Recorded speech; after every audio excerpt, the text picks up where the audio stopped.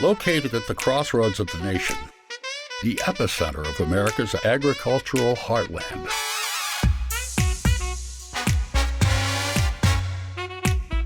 A hub of entrepreneurship and innovation. This is St. Louis, Missouri.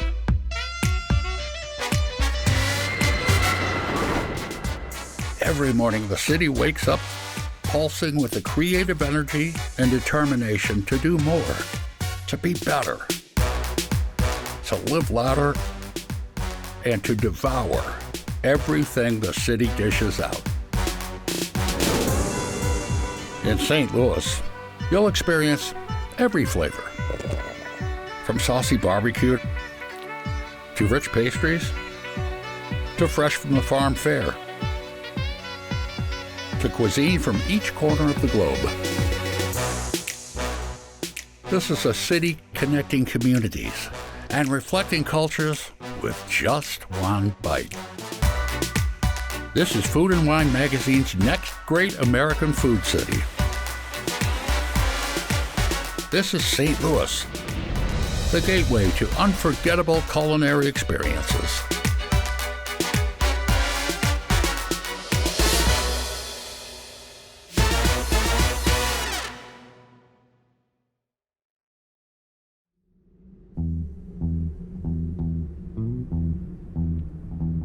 St. Louis is in such a cool way now.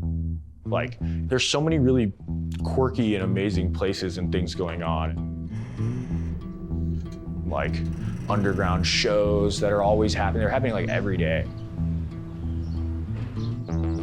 We have parks everywhere. It's so cool because we're not super, super dense of a city. Or like, I can just go to Forest Park and play golf, you know?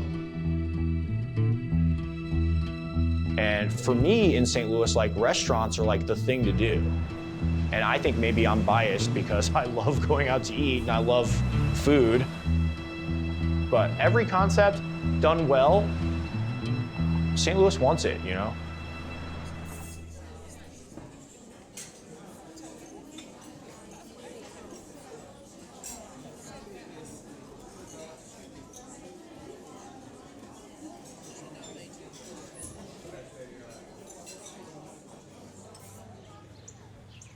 In a corner of the Botanical Heights neighborhood, Nick Bognar opened Indo in 2019.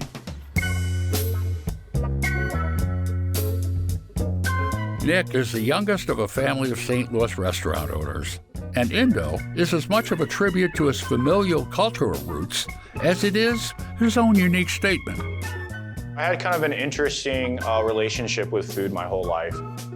Like, I was always somehow in a restaurant because my parents had worked in hotels for a really long time. My mom, my aunts, all just fantastic cooks, and it all kind of starts with my grandmother. Her name was Yai. She kind of found her happiness through cooking. So she'd watch me while my parents were working and always cooking me like Thai food. A lot of those dishes that people think of like as iconically Thai, we used to just ask grandma to make for us. And it was like, it's like the best. I decided to go to culinary school locally here in St. Louis.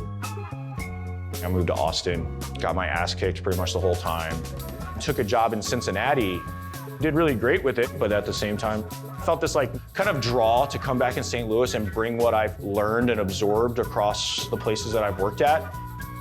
Like, I knew everything was gonna be awesome, and we had just believed in that, and then we were able to like sign the lease and announce Indo.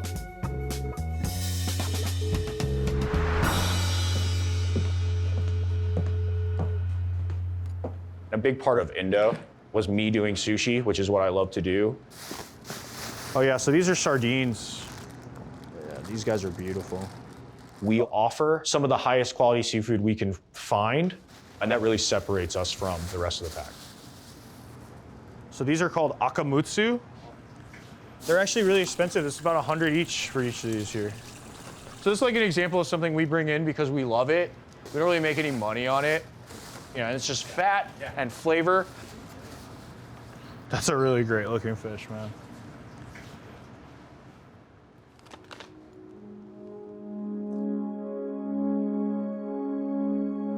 The idea of doing this program here at Indo is to bring in that family influence from Southeast Asia.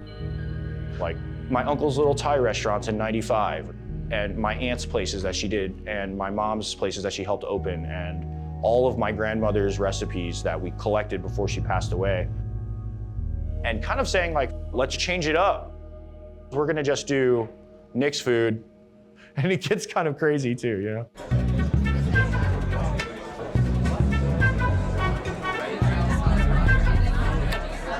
Five to nine is like, it's like a dance. The servers are taking food out, bringing food back.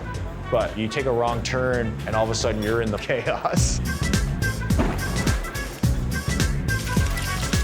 We try to be vague on the menu. You might have seen like palm sugar ribs, but you don't really know how it's coming. We make this really great kind of sweet, sticky glaze. The ribs get marinated and then slow cooked, and then we deep fry them so they're like crunchy. I mean, I love ribs. And this is St. Louis, so we got good ribs here. You want to have a party on your table with all the different things hitting and just get you into the mood to just keep ordering and having fun. I get happy seeing everyone having fun.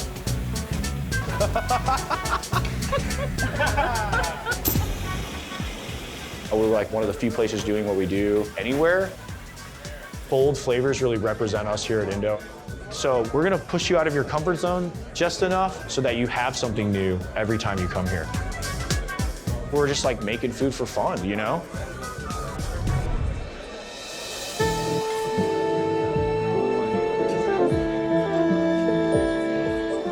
When it comes down to it, we just kind of poured our hearts into this spot. And like we got a bunch of great recognition, and it kind of just snowballed from there. I was going to be a Food and Wine Best New Chef. And then James Beard took notice and nominated me for like the Rising Star Chef. And it was so affirming to hear from someone other than just the people closest to me that like, yes, your food is relevant. Esquire, GQ, like all these Best New Restaurant awards. I mean, my life has completely changed in the last 4 years. And it's a lot because of the support from the restaurant community after we got going. Chouquette doesn't make desserts for a lot of people, but they wanted to collaborate. And I love Simone. I have so much respect for her. She's an absolute genius. And loafers, when I wanted to do something with loafers when we first opened.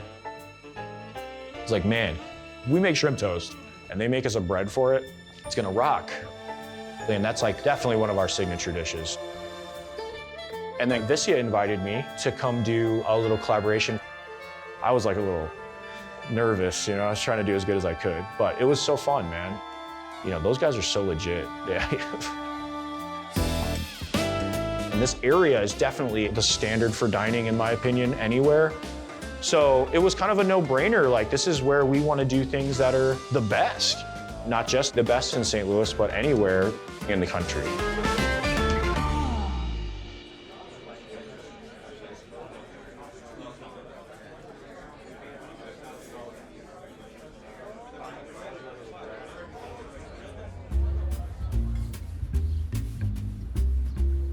Less than a mile and a half away, in the heart of the Cortex Innovation Community, Vicia is a no-menu, fine dining restaurant.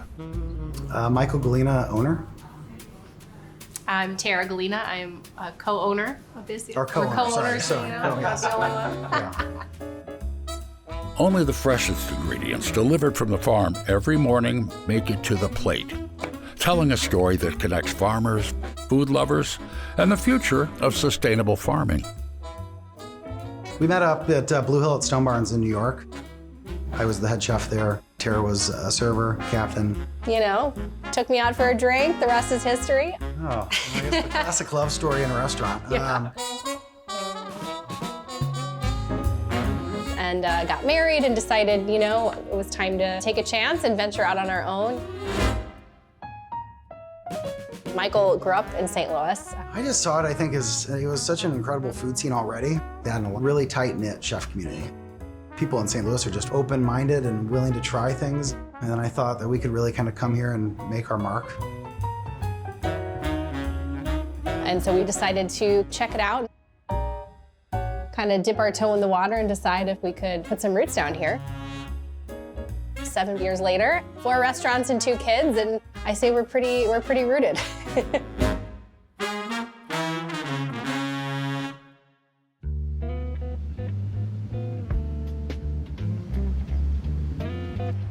The first year when we moved back to St. Louis, every weekend we were going on different trips to visit different farms that were close, you know.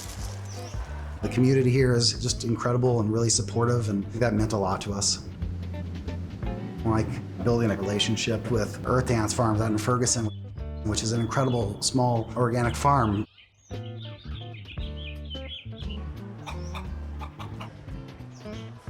And it was so exciting to find a teaching farm where we're able to get just this pristine, incredible product. It's easy to talk about the food, but there's so much else that goes on to get that food to where it is. Meeting and talking to those people, I think, is really what influenced a lot of the things that we do. That helped us turn into this Farmer's Feast experience that has really transformed our business in a lot of ways. You know, we don't have a menu here, so we kind of start every single day with tasting and talking to our team about the new product and things like that.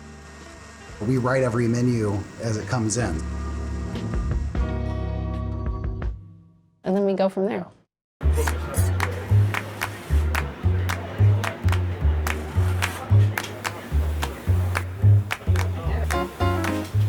The whole philosophy at Vicia is all about connecting our community and, you know, kind of show people where everything comes from.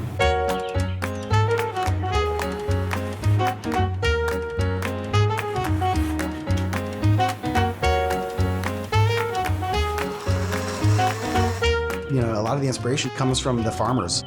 You know, if they bring a couple different varieties of radishes, it's like, how can we make that exciting? We get people really excited about radishes in the wintertime. This idea that we don't have a menu pushes them creatively because they're always having to evolve and change with what's available. And it also helps us to not make waste. And that's the other really incredible thing that you don't have when you only have this a la carte menu. You know, one of the dishes that I get excited about that seems so simple is we end the meal with just like a green salad. Seems crazy, but you know, to have just like a little bit of a fresh, acidic, bright mix of greens, I think is a real awesome dish that we do. We're over 5 years in at Vicia, and so, you know, we've earned the trust and confidence of our guests. They know when they come here, they're signing up for something a bit unknown, but they know that it's going to be delicious.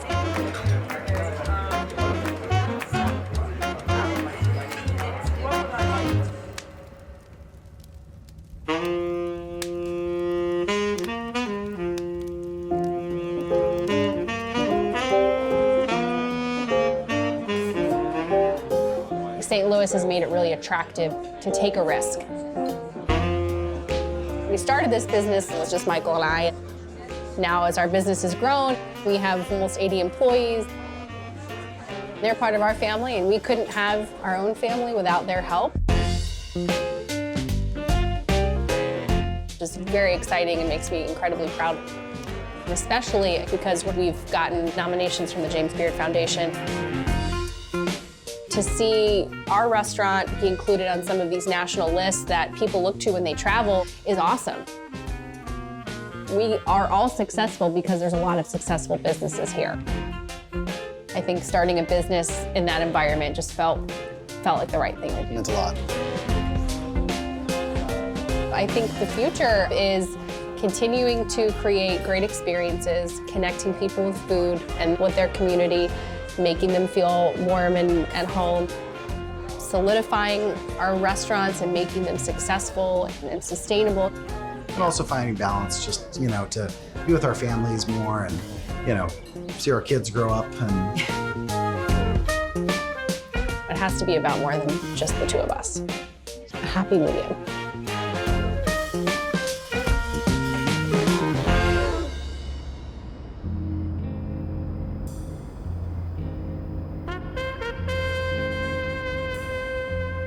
I find when there are moments of crisis, the easiest way to soothe yourself is through food. it can open up the lines of communication. Because when people are eating, they're not talking. So they have no choice but to listen.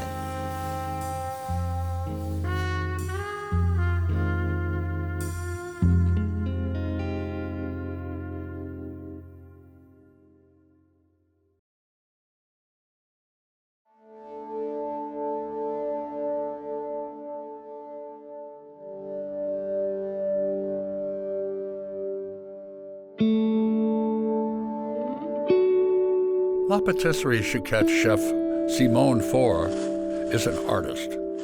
Her canvas is sugar, butter, flour, and her imagination. Simone's story is one of perseverance and drive, and her pastries are nothing short of edible works of art. I like to be the first person to get in because I prefer to work alone. When I'm alone, I can create. Creativity is very important because for me, I get excited about something that has a story. And all of those things that I try to bring to Chouquette are reminiscent of the experiences that I had when I was a kid.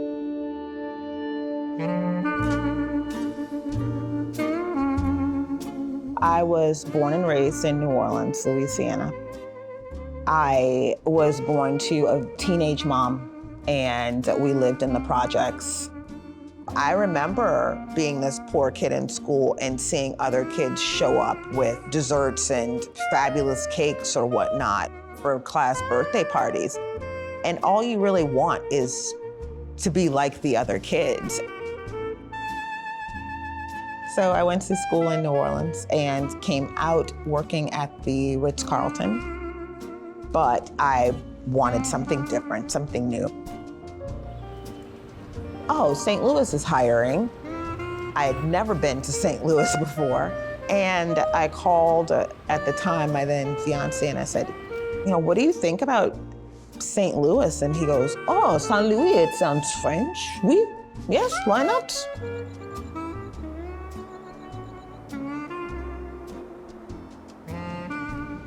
I learned that St. Louis is special because there's this sense of, okay, if we try this and it doesn't go well, I've got your back. I don't think that there are very many food communities that can rely on each other that way. St. Louis provides you with opportunities to have a business that is unique and uniquely your own.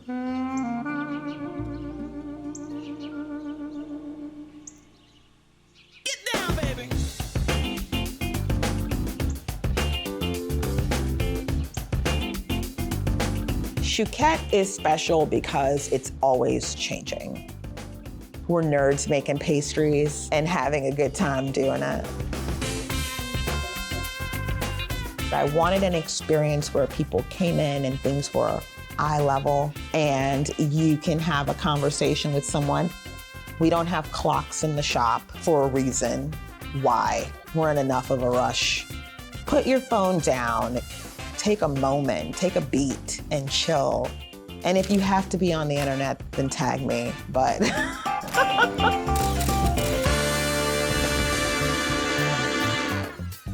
We are this French-inspired, delicious slice of pop culture and history all rolled up into, you know, a cheese whiz macaron or a darkness croissant. The darkness croissant is not for the faint of heart. It has 2 chocolate batons inside, chocolate butter, chocolate drizzled on top with pink Himalayan sea salt and the powdered sugar. And it's truly the epitome of the darkest soul. You know, food nourishes you. It feeds your heart, your mind. And I think that it's literally the key to healing certain communities and how we deal with each other.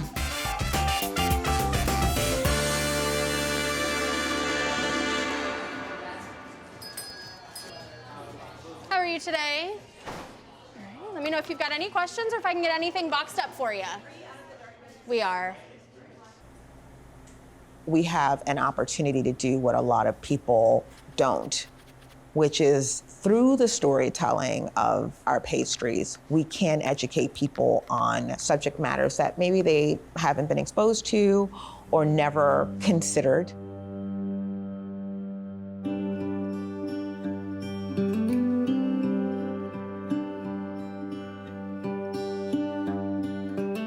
You know, Juneteenth is one of our biggest celebrations, and many people didn't know what Juneteenth was.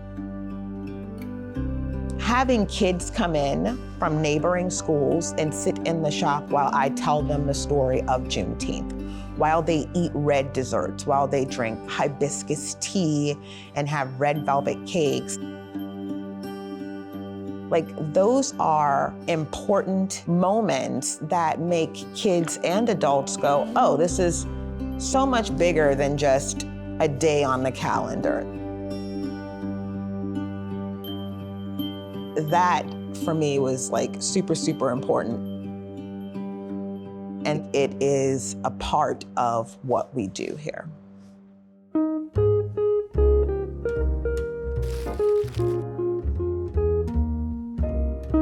In St. Louis, you can be yourself and put your mark on the business, and you're applauded for it.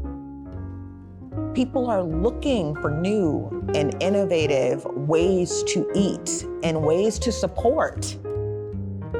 They want something that's different yet familiar, something that's new but not too new, and something that's accessible. I have had an opportunity to feel like I was at home because there's so many hands reaching out for support. St. Louis food scene coming in clutch.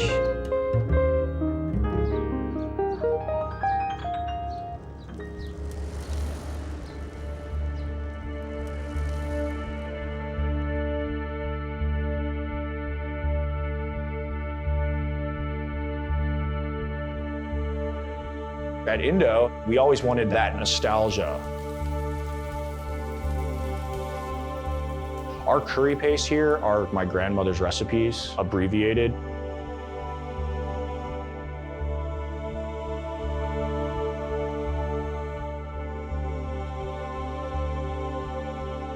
And my grandma passed away only like 6 months before we opened, you know?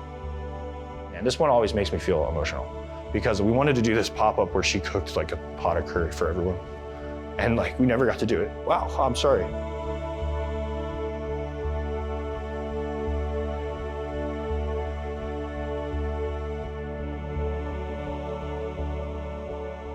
So we have a dish on the menu now here at Indo. We'll always have it on the menu because it's literally my grandma's recipe. It's called lob, which is a minced meat in like a spicy sauce. I thought we would put this on the menu and it would be kind of like, okay, that's there because Nick's grandma made the recipe. But it's funny because it's totally like one of our most popular dishes. And it's like, yo, like, you would never be able to have this if it wasn't like my grandma wasn't alive.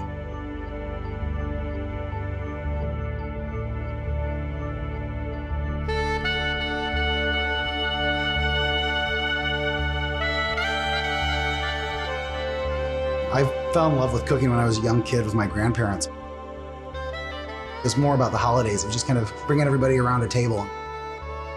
Just taste things, talk about it. You know, that's what my grandfather taught me, and that's what we try to do here. Before I moved to Missouri, I lived not far from a sugar factory. The smell of sugar, the mist that it creates in the air, it's so calming to me, and it reminds me of the smell from that sugar plant. That memory is there. It's a core memory for me. And now I want to create good moments with sugar and Chouquette.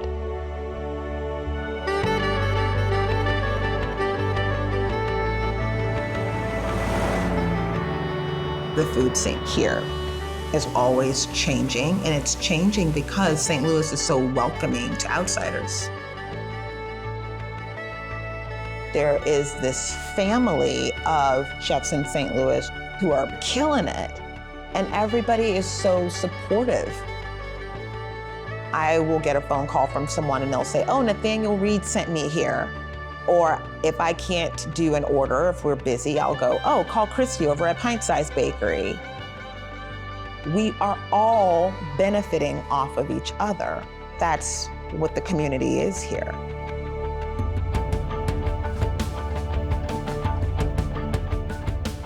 You know, St. Louis, I think, really understands to be even better, we have to just work together. There are so many startups and programs and accelerators that incentivize you to start your business here and to keep it here, like the Cortex Innovation District, which is a community really centered around inspiring new ideas. It's the reason, in fact, why you have all of these innovative, newer restaurants that are really pushing boundaries. You know, we want stuff. We want events and creatives, and we want cool stuff. We want to support that. So there's a ton of people here that will eat the weirdest stuff because they haven't had it and they want it. They want that exposure. It's like, yeah, they're ready for it, man.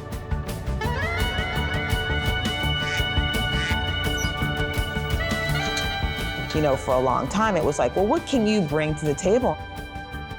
And it's like, well, no, you're in St. Louis. There are multiple tables that you can sit at. Good food is very important. Eating something that was made with good intention, with real ingredients, something that is good, sustains your soul. Like, it's good for you, makes you feel good. And if you feel good, you will treat others better. And if you treat others better, it improves their quality of life. And I have just brought world peace to everyone. You're welcome. Hundreds of restaurants, bars, breweries, distilleries, and wineries define the flavor of St. Louis, Missouri. And every day, that number grows. This is a city of contrasts, a play of textures that are constantly evolving as it welcomes new eaters with their own stories to tell. St. Louis, this incredible, historic, singular city, is ready for all to come and take a bite.